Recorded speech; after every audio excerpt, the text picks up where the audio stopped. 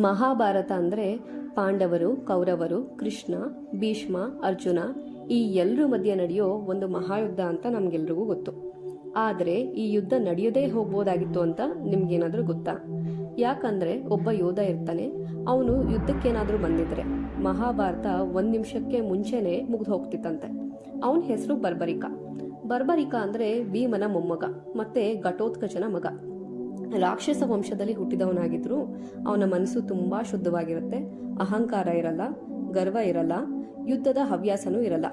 ಆದ್ರೆ ಅವನಿಗೆ ಒಂದೇ ಒಂದು ಆಸೆ ಇರುತ್ತೆ, ಧರ್ಮದ ಪರವಾಗಿ ನಾನು ನಿಲ್ಲಬೇಕು ಅಂತ. ಚಿಕ್ಕ ವಯಸ್ಸಿನಲ್ಲೇ ಅವನು ತಪಸ್ ಮಾಡ್ತಾ, ಶಿವನ ಧ್ಯಾನ ಮಾಡ್ತಾ ತನ್ನ ಶಕ್ತಿಗಿಂತ ಧರ್ಮವನ್ನೇ ದೊಡ್ಡದಾಗಿ ನೋಡ್ತಿದ್ದ. ತುಂಬಾ ಕಾಲ ತಪಸ್ಸಿನ ನಂತರ ಶಿವನು ಬರ್ಬರಿಕಂಗೆ ಒಂದು ವರ ಕೊಡ್ತಾರೆ. ಆ ವರ ಏನಂತಾನೆ 3 ದಿವ್ಯ ಅಸ್ತ್ರಗಳು. ಈ 3 ಅಸ್ತ್ರಗಳು ಅಂದ್ರೆ ಸಾಮಾನ್ಯ ಬಾಣಗಳಲ್ಲ. ಮೊದಲನೇ ಅಸ್ತ್ರ ಯುದ್ಧದಲ್ಲಿರೋ ಎಲ್ಲಾ ಶತ್ರುಗಳನ್ನ ಗುರುತಿಸ್ತಿತ್ತು. 2ನೇ ಅಸ್ತ್ರ ಮಿತ್ರಗಳನ್ನ ಗುರುತಿಸ್ತಿತ್ತು.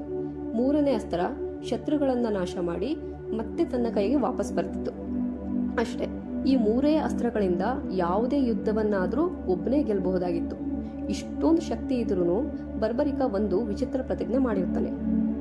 ಏನಂತ ಅಂದ್ರೆ, ಯುದ್ಧದಲ್ಲಿ ಯಾವ ಪಕ್ಷ ದುರ್ಬಲವಾಗಿರುತ್ತೆ ನಾನು ಅದೇ ಪಕ್ಷಕ್ಕೆ ಬೆಂಬಲ ಕೊಡ್ತೀನಿ ಅಂತ.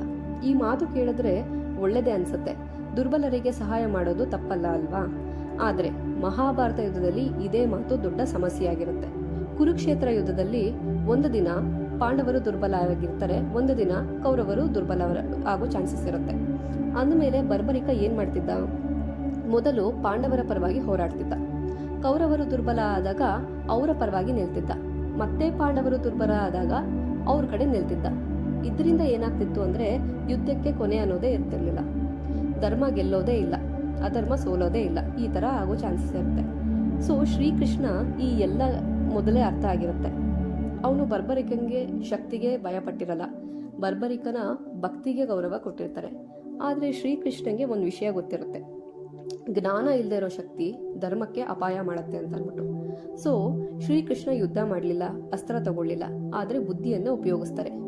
ಅದೇನಂತ ಅಂದ್ರೆ, ಶ್ರೀಕೃಷ್ಣ ಬ್ರಾಹ್ಮಣ ವೇಷನ ತೊಡ್ಕೊಂಡ್ಬಂದು ಬರ್ಬರಿಕನ ಹತ್ರ ಹೋಗಿ ಸಾಮಾನ್ಯವಾಗಿ ಕೇಳ್ತಾರೆ, ನಿನ್ ಹತ್ರ 3 ಅಸ್ತ್ರಗಳಿದೆ, ನೀನು ಹೇಗೆ ಯುದ್ಧದಲ್ಲಿ ಗೆಲ್ತೀಯಾ? ಬರ್ಬರಿಕ ಎಲ್ಲಾ ಸತ್ಯವನ್ನ ಹೇಳ್ತಾರೆ. ಮತ್ತೆ ಕೃಷ್ಣ ಕೇಳ್ತಾರೆ, ಯಾವ ಪಕ್ಷಕ್ಕೆ ಬೆಂಬಲ ಕೊಡ್ತೀಯಾ ಅಂತ.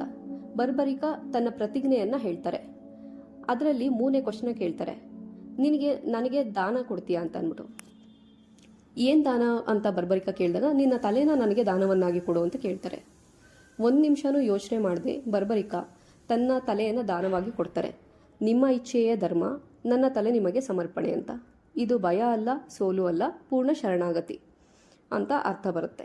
ಶ್ರೀಕೃಷ್ಣ ತನ್ನ ನಿಜವಾದ ರೂಪ ತೋರಿಸಿ ಬರ್ಬರಿಕನಿಗೆ ಆಶೀರ್ವಾದ ಮಾಡ್ತಾರೆ. ಬರ್ಬರಿಕ ಒಂದು ವರ ಕೇಳ್ತಾರೆ, ಈ ಯುದ್ಧವನ್ನ ನಾನು ನೋಡಬೇಕು ಅಂತ. ಕೃಷ್ಣ ಆಗ ಬರ್ಬರಿಕನ ತಲೆ ತಗೊಂಡು ಹೋಗಿ ಕುರುಕ್ಷೇತ್ರ ಮೇಲಿರೋ ಒಂದು ಗುಡ್ಡದ ಮೇಲೆ ಇಡ್ತಾರೆ. ಯುದ್ಧ ಮುಗಿದ ನಂತರ ಬರ್ಬರಿಕ ನಗ್ತಾ ಇರ್ತಾನೆ. ಕೃಷ್ಣ ಕೇಳ್ತಾರೆ, ಯಾಕೆ ನಗ್ತಾ ಇದೆಯಾ ಅಂತ. ಬರ್ಬರಿಕ ಅದಕ್ಕೆ, ನಾನು ಎಲ್ಲಾ ಕಡೆನೂ ನಿಮ್ಮನ್ನೇ ನೋಡಿದೆ, ಬಾಣನ ತಿರುಗಿಸಿದ್ದು ನೀವೇ, ಯೋಧರನ್ನ ಕಾಪಾಡಿದ್ದು ನೀವೇ, ವಿಧಿನ ನಿರ್ಧಾರ ಮಾಡಿದ್ದು ನೀವೇ ಅಂತ. ಆಗ ಕೃಷ್ಣ ಮೌನವಾಗಿ ಬರ್ಬರಿಕನ ಕಣ್ಣ ಮುಚ್ತಾರೆ. ಇದನ್ನ ಸತ್ಯ ಮರೆ ಮಾಡಕ್ಕೆ ಅಂತ ಅಲ್ಲ, ಜ್ಞಾನನ ಉಳಿಸ್ಬೇಕು ಅಂತ ಅಂದ್ಬಿಟ್ಟು. ಈ ಕತೆ ನಮ್ಗೆ ಏನು ಹೇಳುತ್ತೆ ಅಂದರೆ, ಶಕ್ತಿ ದೊಡ್ಡದು, ಆದರೆ ಜ್ಞಾನ ಅದಕ್ಕಿಂತ ದೊಡ್ಡದು. ಪ್ರತಿಜ್ಞೆ ಮಹತ್ವದ್ದು, ಆದರೆ ಧರ್ಮ ಅದಕ್ಕಿಂತ ಮೇಲಿರುತ್ತೆ. ಶರಣಾಗತಿ ಅನ್ನೋದು ಸೋಲುವನ್ನು ತೋರಿಸಲ್ಲ, ಆದರೆ ಅದು ಅತ್ಯುನ್ನತ ಶಕ್ತಿ ಅಂತ ತೋರಿಸುತ್ತೆ.